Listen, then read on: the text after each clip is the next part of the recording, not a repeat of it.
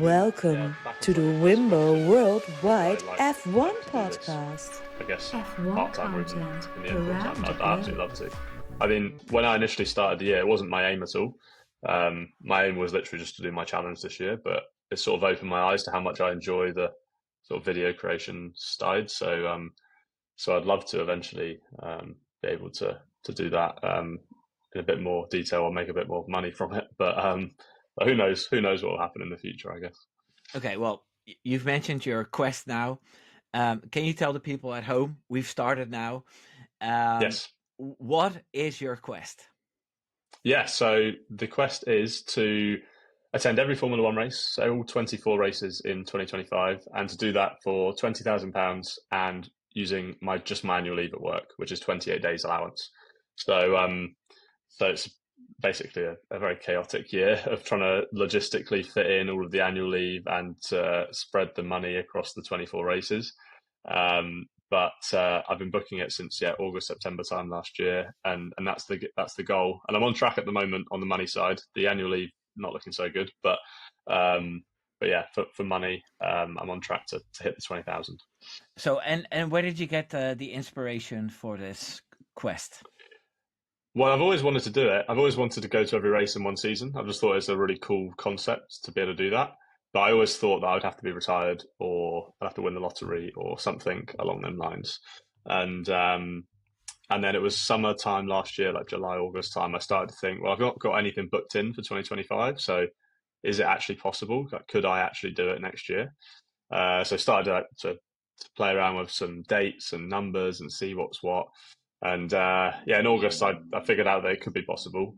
And then it was deciding whether I should do it or not. So I was umming and ahhing for a good few weeks, thinking, should I do it? Shouldn't I do it? Because obviously it's a massive commitment to spend £20,000, which is a massive chunk of my savings, just going to Formula One races, basically. And in the end, I just thought to myself, well, if I don't do it now, then maybe I never will do it. So why not just go for it? And then hopefully money comes back in the future. I thought it's more important at this point in my life to have the experiences that I want, and then in the future I can focus more on money, particularly once I have more responsibilities, because at the moment I don't really have many responsibilities. I don't have a house, or I don't have sort of children or anything. So now was the perfect time, basically. Yeah. No, I'm 48 and my kids are 18 and 16 and we run our own business. So I'm glad to go to Zandvoort yearly, which is a 40-minute train ride from where I live. Oh, nice. Okay. So I can imagine what an impact, organizing 24 trips must be. Now, are you, okay, this might be a little bit of a cheeky question, but are you from a family that is well off? Was it easy for you to save up all that money, or let's dive into like where you're from and what's your situation? Yeah, sure. Yeah, so I grew up in the south of the UK, place near Bournemouth, if anyone does know Bournemouth. So it's about 2 hours from London. Yeah, about 2 hours from London, and that's where I grew up. So I just went to sort of the standard state schools all the way through to college, and then after college, I joined a tech company on an apprenticeship in London, and then ever since, that's when I then got into data. So I never actually went to university. I just went straight from college into an apprenticeship. But then in terms of like the money to do this challenge, all of it I've just saved up through working across the years. So I started working when I was 18 and I'm 29 now. So across that time, obviously I've splashed out on some nice holidays here and there or whatever else it might be. But yeah, basically a big chunk of them savings from them 11 years has then been gone on to this year. So it's not really, I'm not from a massively wealthy family, but we're not like hard done by either. Like we're stable type. We're just sort of I'd say like a very sort of normal UK family that's not struggling but not really rich. And then the money's just come from savings throughout the years. And to be honest with you, couldn't think of a better way to spend it after the experiences I've had this year. So it's been it's a lot of fun. Hey, and your love for Formula One, where did that come from? So that came from my dad. So when as long as I can remember, I've loved Formula One, and my first memories of watching it is from when I was roughly sort of 2, 3 years old, watching Schumacher in the red Ferrari. So I've always been a massive Schumacher fan. I used to dress up in his like overalls and play with his cars, and he was basically my hero growing up. Basically, a lot of people, I guess, have heroes of like David Beckham and footballers or other celebrities, but Michael Schumacher was my hero. And ever since then, I've loved F1. So ever since ever since I can remember, and that's the same through my teenage years. And prior to this year, I hadn't actually gone to a huge amount of races. I've been to 5 races before this year. Start all the way from when I was a child, and my dad took me to my first one, and then I went to a couple in my teenage years, and then I went to a couple more recently as well. But then this year is obviously blown out of the water. So yeah, always been an F1 fan. Absolutely love it. Yeah. So would you consider yourself a Ferrari fan, or? Yeah, and that's through Schumacher, basically. Yeah. Schumacher has caused me to be a Ferrari fan, because even after he retired, I then stuck with Ferrari, for better or for worse, which at the moment is the latter.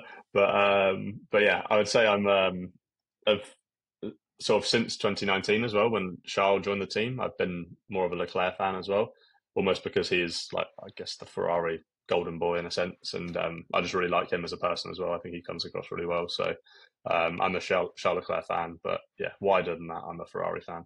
So I'm just hoping for one win this year. It's unlikely, but 6 races to go. Maybe there'll be a chance. If the two McLarens crash and exactly, Max is P2, then yeah, Leclerc can have that win. I'd take it. I'd take anything. But we'll talk about the rest of the season later on in the podcast. Yeah, no, we talked about your favorites. Obviously, my favorite is Max. Yes, makes sense. As a Dutchman. Now, do you think Max and Schumacher are comparable?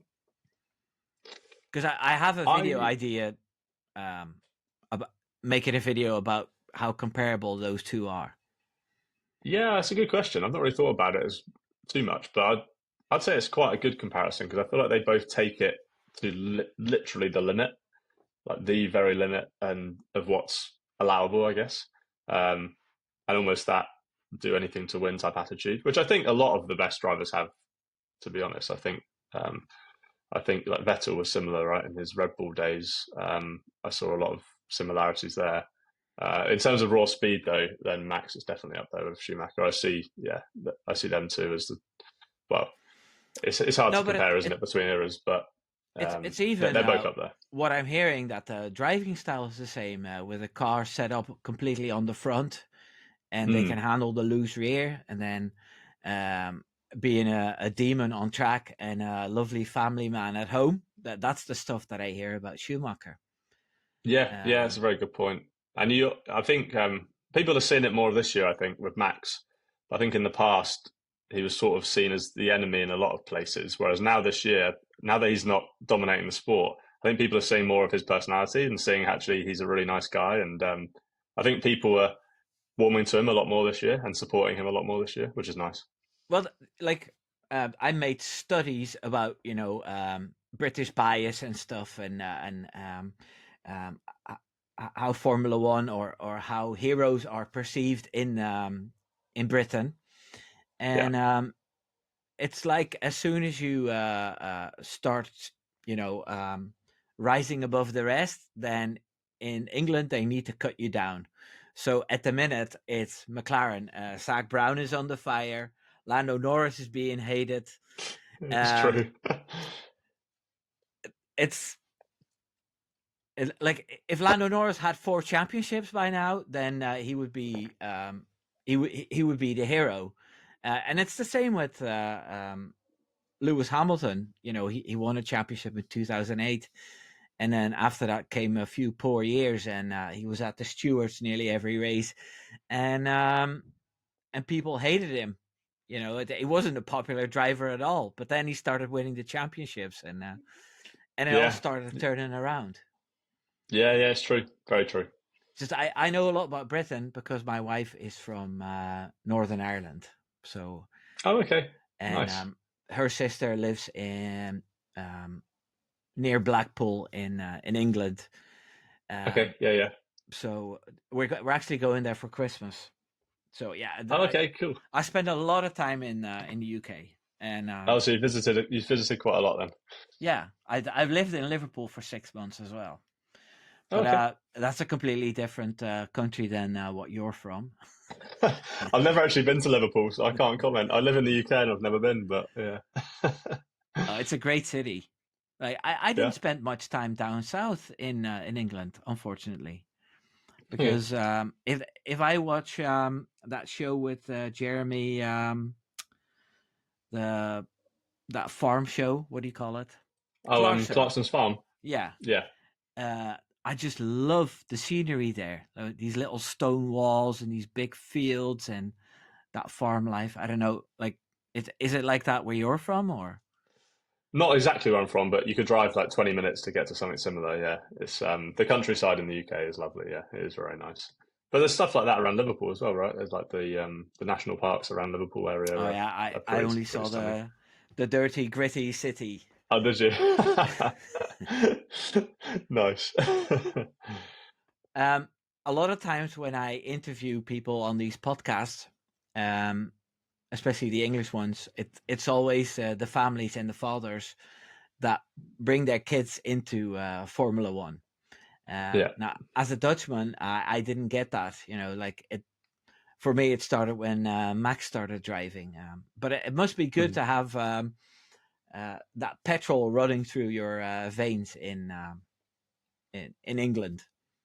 100%, yeah, and it's been really nice being able to just even before this year to attend races with my dad, and also my uncle's into Formula One, so I'll attend races with him. And I'm really lucky that generally my family are. So my sister likes it, my girlfriend likes Formula One, so it definitely helps with what I'm doing this year because they've all joined me at various races across the year as well, which has been lovely. Because there's been some where quite a few I've attended solo, but um, it's obviously even better when I can be joined by friends and family that also enjoy the racing. So that's been Yes, a because great I positive of think it. I picked up that your parents are coming to you, coming with you to Kota.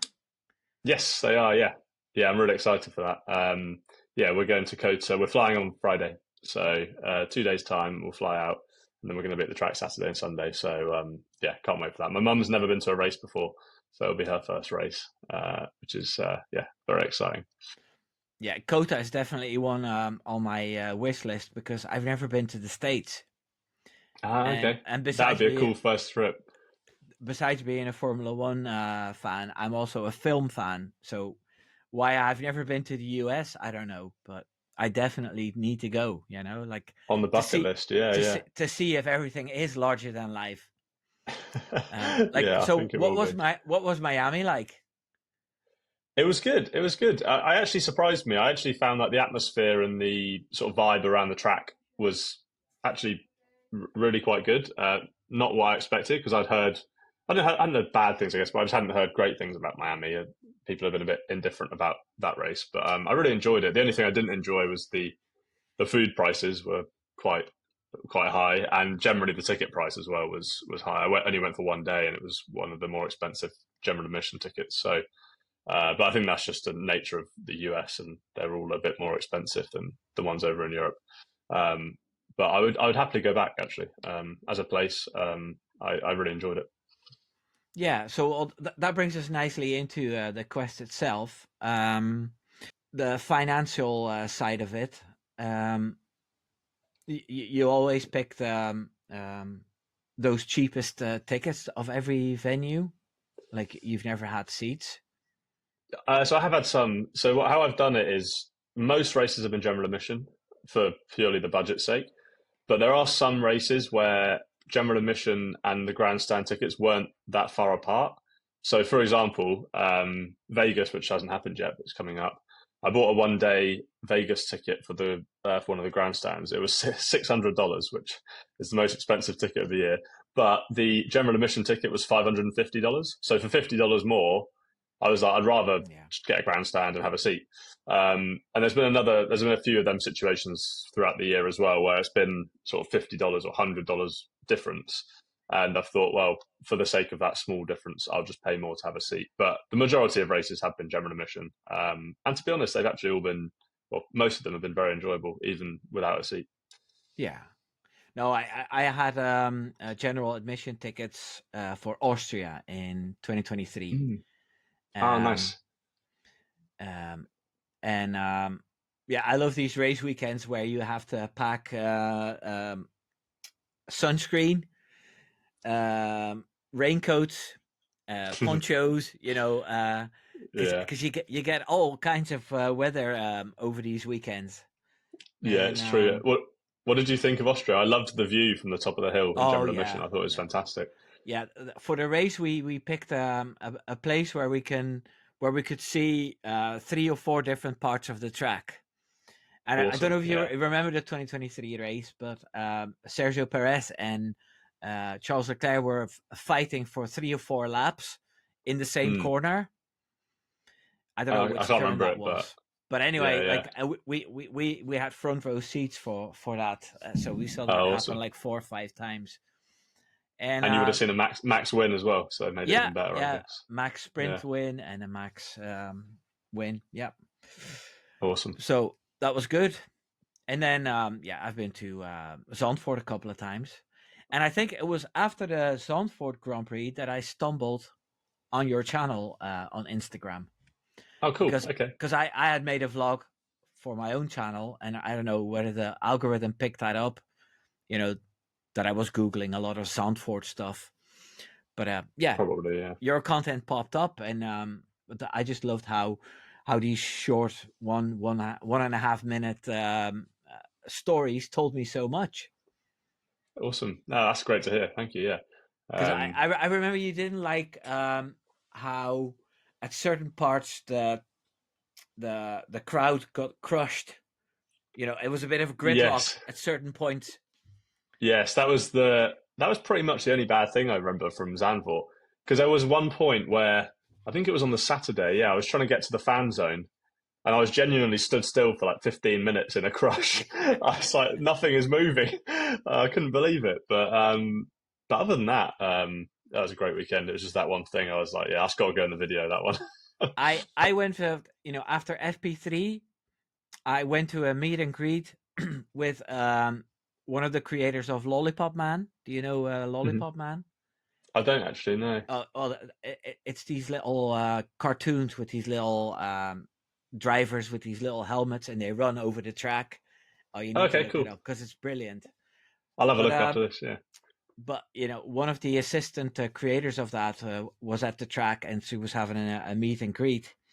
But it took me an hour and 20 minutes to get from where I was sitting to the arena where she was standing. And we spoke for about 10 minutes, and then I said, I have to go, otherwise I'll miss qualifying. But then on the way back it was a lot quieter. A lot of people were at their seats already, so I made that plenty in time. Yeah, I went the other route back as well, because I did sort of a full loop in the end, and going the other way afterwards was much better. So I think there's just certain points, wasn't there? But did you have any more of these kind of adventures at other races? Maybe even danger situations or a bit of stress about things? I wouldn't say anything that bad. The only one that does spring to mind was in Barcelona for the Spanish Grand Prix. Getting onto the track, everyone sort of huddled towards the fence for when they open it for the podium. And once they opened it, it was genuine carnage. I mean, I've experienced it before at Monza in 2022, did similar, but this was probably even worse, where there was genuinely just people screaming, being like almost crushed by everyone just trying to get onto the track at the same time.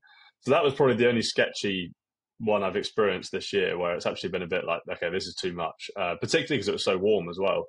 And being in amongst all the people, that wasn't very nice, but luckily it didn't last too long, and I think once some people had got through, it dispersed a bit and it all became a bit better. But the initial squeeze of trying to get onto the track there was not great. They have to do something about that, It's like, it's very amateur. It's just to drop a fence open and then and then just free for all, basically. Yeah. Yeah. They definitely should. And I mean, yeah, hopefully they will for next year. But other than that, there's definitely been times where it's been very crowded, similar to Zandvoort. I think I experienced similar in Austria, and I experienced similar at some of the other races. But nothing that's been too dangerous. Stuff where you just had to be patient, basically, which isn't always great when you're rushing to get somewhere if you want to see a certain race or if you want to watch a support race or something. But I sort of take it quite chilled. I'm like, oh well, I'm here at the F1. I'll just relax, and it will take me how long it will take me. So, But I mean, like you can get into hazardous situations while traveling as well. You know, pickpockets and missing yeah. flights. Those sort of things. Like, have you ever been stressed for that? Luckily, touch wood, I have not actually had a proper delayed flight this year. The only delayed one I had was going out to Singapore, the most recent race. I had a connection in Abu Dhabi, and I literally only just made the connection because it was delayed 2 hours. So they actually held the second flight for a few of us to get onto it. So that was the only stressful flight experience. But other than that, all of my flights have been on time. So yeah, touch wood again, because to have so many flights in a year, I think I'm over 40 flights now, and for most of them to be on time is a real blessing in disguise, I think. Now, So yeah. do you get exhausted from traveling? Because like I remember the holidays that I went on with my wife and kids, and Mm. by the time you put your suitcase on the bed and you've been traveling for 12, 13 hours, even if it's something as simple as Turkey or Cyprus, I'm always completely shattered. I need 2 days of holiday to get over it. And then Yeah. and by the time we're settled, we need to go back. Yeah, I've heard that a lot from other people. I'm relatively okay with it, which is quite good. And I can sleep on flights, which really helps because I had quite a few flights overnight. So that's been a real savior.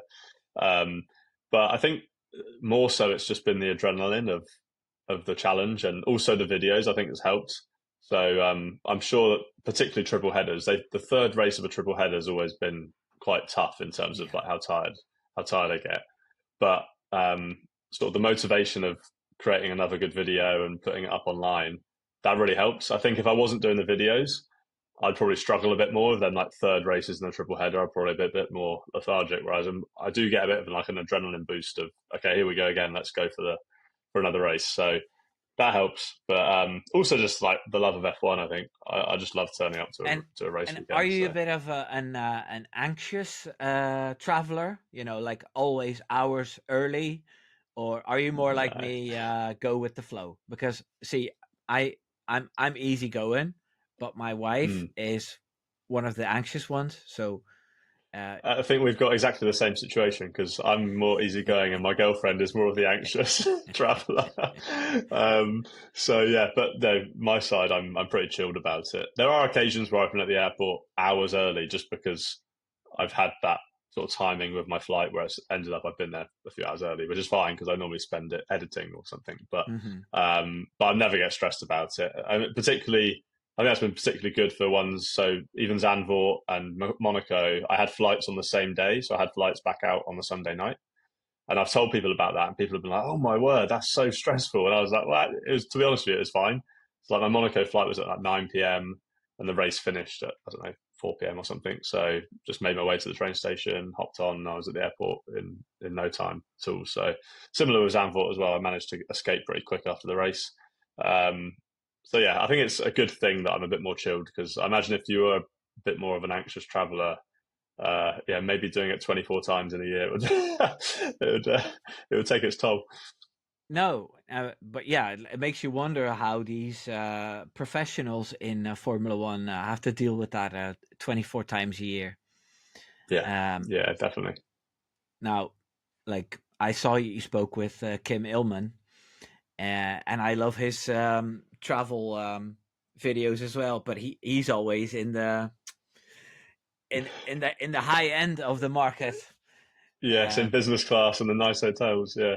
yeah, like I always wondered, you see him going into these very posh lounges Mm. where he can wait, and I'm thinking, there's nobody there.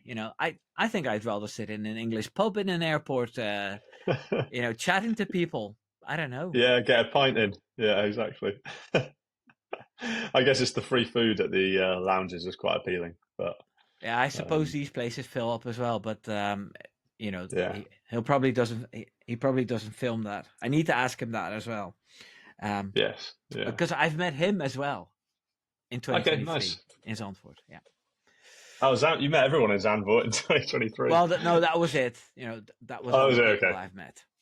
okay, that's cool Um, though. what's left? The rest of the season. We already Yes, talked a bit about Kota. yeah. So then I'm trying to think of what tickets I've got for the remaining races. So Mexico, I've got one of the stadium section tickets, which I'm really excited for. I Nice. thought I spent a bit more money again on them just because I thought that's quite an iconic place to be in the Mexico Grand Prix. So yeah, I'll be in the stadium for that, and then for all of the following races. So I think actually I'm in a grandstand Brazil. for Brazil as well. Yeah, I'm in a grandstand for Brazil, Nice. and again grandstand for Vegas. So actually, I've just realised that's 3 grandstands in a row. So I didn't realise that. For Qatar and Abu Dhabi, I'll be back in general admission again. So Yeah. that's the plan, and for all of them other than Vegas, I'll be there for Saturday and Sunday. So I've tried to do Saturday and Sunday for as many as I can this year. The one rule is I have to be there for the race. So there's some I've just done on the Sunday. And Vegas, for example, I'll just be there for one day on the Saturday because it's the Saturday race. But I've tried to do 2 days as much as I can. So I'll be doing 2 days for the rest of the year, other than Vegas. So very excited. The only thing is, after Mexico, I've ran out of my annual leave, so it does mean that I'm going to have to use a couple of unpaid days for then the remaining ones. And it does mean some fairly ridiculous trips. So, for example, Vegas, I'm taking half a day holiday, and that's it. So I leave I can't remember the details. I think I take half a day holiday on Friday afternoon. So I leave Friday afternoon, get to Vegas, and then I'm there on Saturday, and then I leave Sunday morning, and then land back in the UK Monday morning, and then go straight to work again. So it's a pretty crazy trip to be in Vegas for one day, but it's part of the challenge. So that is how Yeah. it is. Yeah. Yeah. Well, just enjoy it. Yeah, Um. exactly. That's the mindset I'm taking as well. Now, something just popped into my head. The last race I went was in Zandvoort this year. This year, and I got an email from a girl from the Emirates who had seen my 2024 vlog of Zandvoort, and she had some questions about the city that I left from. It's called Leiden, and she wanted to know all kinds of things like where to get a raincoat and stuff. And I said, well, if you're going to Leiden, then my wife is going to be in Leiden tomorrow afternoon. You can go shopping together. So this woman, 40-year-old woman, and my wife went clothes shopping. And the next morning, Saturday morning, we both took the train at the same time to go to the track. So she didn't have to travel alone. And we became friends at that point. Yeah, yeah. And it's nice how these things unite each other, because I'm a Max fan and she was a diehard Lewis Hamilton fan. But yeah, it was all really nice. So I was wondering, did you make any friends along the way? Did you meet people that you met in other races as well, or yeah? Yeah, I've been really fortunate, and again through the videos, to be honest. So I'd say about half of the races I've been with friends or family, which has been great. But then there's been about half where I've been solo. But every single one I've gone to solo, I've met up with someone from TikTok or Instagram or social media in some form, which has been awesome. And particularly some of the races earlier in the season, I met up with people, and I'm still speaking to them people now. So um, who I met up with someone I met up with in Australia, I saw him again at Silverstone, and someone I met with in China, I saw again in Singapore recently.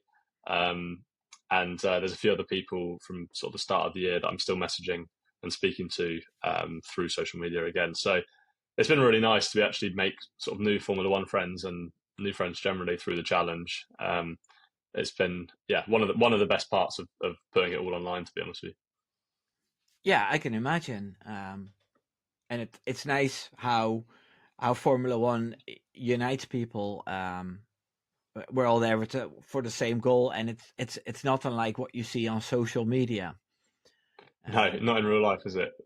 Like you say, like with your Lewis versus Max fan, I'm sure that in person it was a lot more amicable. Whereas online, you see all sorts of stuff about 2021 still, don't you, and everything else. So it's so different to what you see online. I see, well, I think when you actually meet people I in person. sometimes think that the worst culprits of this toxic behavior have never been to the track.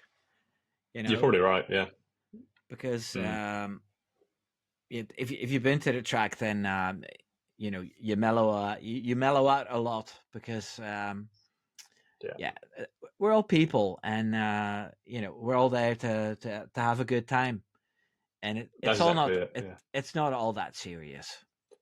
No, and you really get that vibe at pretty much every circuit I've been to, and it's just a really nice atmosphere around the place. Whereas I know people have, when I've spoken to them, have compared saying about passion-wise compared to football, and it's like, well, I find football is much more tribal. It's much more, that teams will support, you'll support a certain team, which means you like end up fighting other people. That's never really computed in my head. I'm like, why? It makes no sense.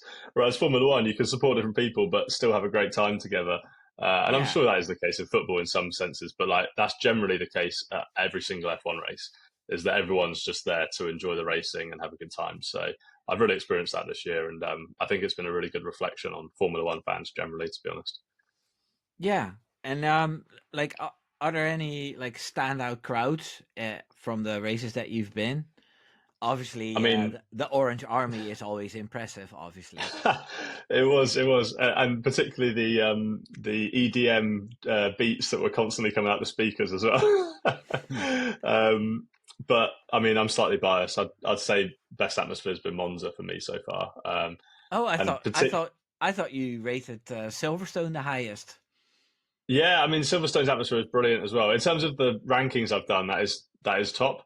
But it's funny them rankings because I do it based on 4 different categories, and I do it like quite strictly in each category. So it's not really, the rankings aren't like which ones I've enjoyed the most. I did enjoy Silverstone; I had a great time, but yeah, I'll definitely do more videos on sort of what I enjoyed the most in different categories at the end of the season. But in terms of atmosphere, Monza, particularly when Leclerc overtook Piastri on the first lap and then did it again on the second lap. I was sitting in the turn 1 grandstand, and the whole grandstand erupted both times, and it was brilliant. That was probably a goosebump moment. So that one's top of the pile for me. It's just a shame that there wasn't a Ferrari on the podium, but hey, can't have it all. So no, weren't there some problems in Monza other years with it being way too warm and the queues for the food stands were way too long? Have they sorted that this year, or? Yeah, it was much better. So I went in 2022, and they were doing a token system where you couldn't buy with just your card; you had to get tokens, and the queue for tokens was over half an hour long, which meant no one could get water, and it was boiling hot. So people were genuinely like passing out because they couldn't get water. So they ended up in that year they actually ended up giving water out for free in the end because no one could get hold of any. But equally for food, when I went with my girlfriend in 2022, we just gave up. We just didn't bother getting food, and we just waited until after the race. So we basically went a whole day without eating, and we were like, there's just no point because we can't actually get any. Whereas this year it was much better. They got rid of the token system. You could just pay with a card, and there was a lot more vendors as well. So far better this year than it was 3 years ago. Yeah. Good. So, any other standout races? Positive, negative? I really liked Japan.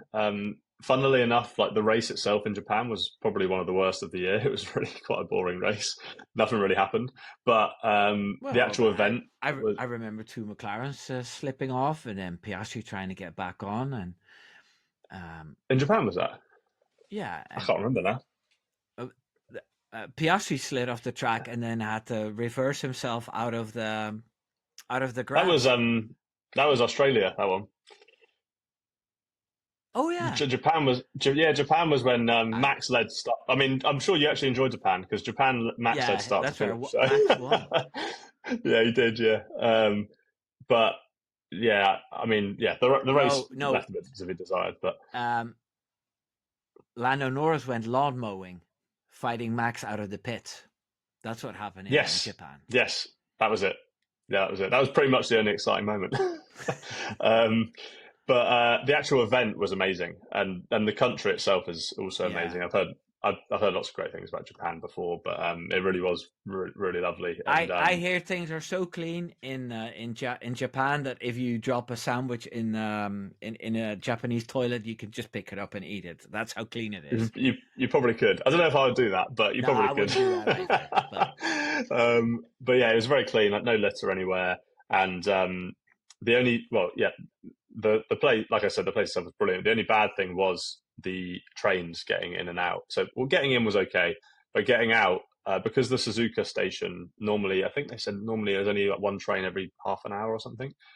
They put on like an extra train, so there's one every 15 minutes, but the queue was ridiculous. So yeah. I heard that some people queued for 4 hours to get on a train to leave.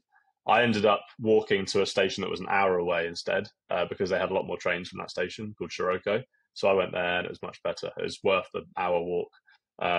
Whereas the local station really isn't that equipped for Formula One. So that was the only negative. Other than that, the event was fantastic, and it's probably one of my favourites of the year. To be honest, Japan, it was brilliant. I'd probably get lost trying to walk to another station. I almost did. I had to rely on Google Maps heavily. yeah, I was constantly checking my phone and just following the arrow where to go. Yeah. So, what are your expectations for the rest of the season? You know, like racing wise. Yeah, I think I if I had to predict still, I'm predicting a Piastri um, to win the title still. But I just really hope it goes down to the final race. So I'm really hoping that it'll be a decider in Abu Dhabi. And it would be amazing if Max can get within 25 points by Abu Dhabi, because then it would be at least, unlikely still, but at least a three-way battle, which would be awesome. Yeah. But I guess we'll see on that one.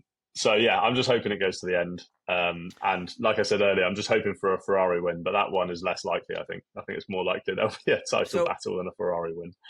Like, are you a fan that dives into the technology and everything as well? Like, do you know all the upgrades that are put on, or is that not? To be honest, I knew a lot more about that when I wasn't going to all of them. Yeah. So with going to all of them, I really spend my time just like planning logistics and doing stuff like that more than the technical side. So a year or two ago, I would know pretty much all about the upgrades and what's going on, whereas this year I really don't know as much. But I do enjoy that side of Formula One. I still watch the videos that are put up on YouTube about different technical analysis and things, but just less time this year, unfortunately. Like, do you have a bunch of favorite YouTubers that you follow, or? Um, Again, I probably used to follow everyone a bit more last season. So I watch a bit of P1 with Matt and Tommy. I watch Tomo. Um, they're probably the main two that I watch on YouTube. But I follow quite a few various creators on Instagram and TikTok and see a lot of their videos pop up, which I've consumed more of this year just because I'm more active on TikTok and Instagram. Whereas previous years, I'd probably been more active watching YouTube. Um, so yeah, I do enjoy watching F1 content, but hopefully once the season ends, I get a bit of time to actually enjoy a bit more of it because yeah, this year it's been a bit tough to fit it all in. Yeah, no, you have to make choices. You know, you can't do it all. It's true. It's true. To stay on top of everything, and then having to edit and travel, and so I can understand. And at the end of the day, like I watched from certain YouTubers, I watched these prediction videos, and they predict, oh, this car is going to be fast here, and these guys are going to be really bad, and then things happen, and it's the other way. It's the other way around. It's true. Yeah, it's true. And even George Russell didn't expect to be fast in Singapore, did he? And then they won the race, and he was like, I don't know what's happened. He literally said, out of the races left out of the season, Singapore was the least likely place where I thought that I would win. Yeah, so, yeah. And then it never looked in doubt. He was cruising to the win. So yeah, funny, isn't it? But yeah, like, you know what? What do you call that old commentator, Murray Walker? Murray Walker, yeah. Yeah, he said anything can happen in Formula One, and it usually does. Yeah, and it's true. That's why we love it, isn't it? So the unpredictability. Yeah. Yeah, I just take it race by race. It would be nice if the McLaren duo drops another bunch of points and Max wins, because the tighter it becomes, I think Max would be more equipped to the pressure than those two guys who haven't won a championship yet. Definitely, yeah, 100%. Like, one thing was an eye opener for me is how good Lewis and Max were in 2021. Incredible, yeah. Like, what happened to Lando Norris crashing into Piastri in Canada, that didn't happen with Lewis and Max. Well, not like a proper bottle job, Yeah. Yeah. And then in Baku, Piastri did it. Yeah, it's true. A huge mistake. And no, bar from maybe Max hitting the wall in Jeddah in qualifying, we haven't seen any major bottles from any of them. Well, maybe the magic button in Baku from Lewis. Yeah, true. And I still remember that lap in Jeddah from Max. I think if he had actually got that clean final corner, it'd probably been one of the best laps in F1 history, wouldn't it? Yes. But I think we still remember it because of the crash. You know what I mean? True. It's like it's like with football, like a ball on the crossbar is sometimes more memorable than an actual goal. Than the actual goal, yeah, you're not wrong. But yeah, it was just an incredible season, 2021, wasn't it? Thinking back to it now, I'm like, I don't know if anything will ever match that that battle that we had. It was incredible, and like you say, two probably of the best that will ever do it. So, but wouldn't it be brilliant fantastic that you're sitting there in Abu Dhabi, right? The McLaren duo and Max are still in it, and then we have an amazing, exciting race, and 1 minute, one driver is leading and he's the champion, and then something happens and Max is leading and he'll be champion, and then Piastri is leading again and he'll be champion, and then over the finish, love that. And you're there. I'd absolutely love that. That's the ultimate goal. So I really hope that happens. I'm really hoping for you as well that happens. Yeah, I'm keeping my fingers crossed. Because that would be amazing. But yeah, I mean, I don't know. I don't know. I guess like the cynic in me is saying that even if it goes to the final race, I don't necessarily see it being a super exciting race just because of the nature of Abu Dhabi and the circuit it is. But I hope I'm wrong. So I can always be wrong. Fingers crossed. Yeah. But I think this concludes the questions I had for you. So now it's time to do a bit of promotion. So sure. What's the handle of your Instagram, YouTube, TikTok? Yeah, so they're all the same. So it's all at full.time.formula, or if you just search full-time formula, it should come up. Full-time so all the same. Yeah, full-time formula across all social channels. And I post the same videos across all three as well. So I post YouTube Shorts, I post Instagram Reels and TikToks. About the whole race experience across a weekend, and then also reviewing the race and posting about the full costs, hotel, flights, ticket, the lot. And then also budget updates for my challenge. So hopefully come the end of the year, we'll be under £20,000. So that's the aim. And still on track. Yeah, well, we'll definitely keep an eye on everything. I just want to recommend his channel to everybody who's watching. And if you happen to come to this channel because of Brandon, then I hope you subscribe to my channel. That would be nice. And I just want to wish you all the best, Brandon, and thank you so much for taking time to do this podcast with me. Yeah, no worries. No, thank you for inviting me on. It's a real pleasure to chat, and hopefully we'll be able to chat again maybe after the season's over. We'll definitely keep in touch. Yes, definitely. Text me anytime. I will do. Especially after Max wins the title in Abu Dhabi. Hey? I want the footage. Yeah. Right, everybody. You've got it. Take care now. Thank you. Bye-bye. Bye.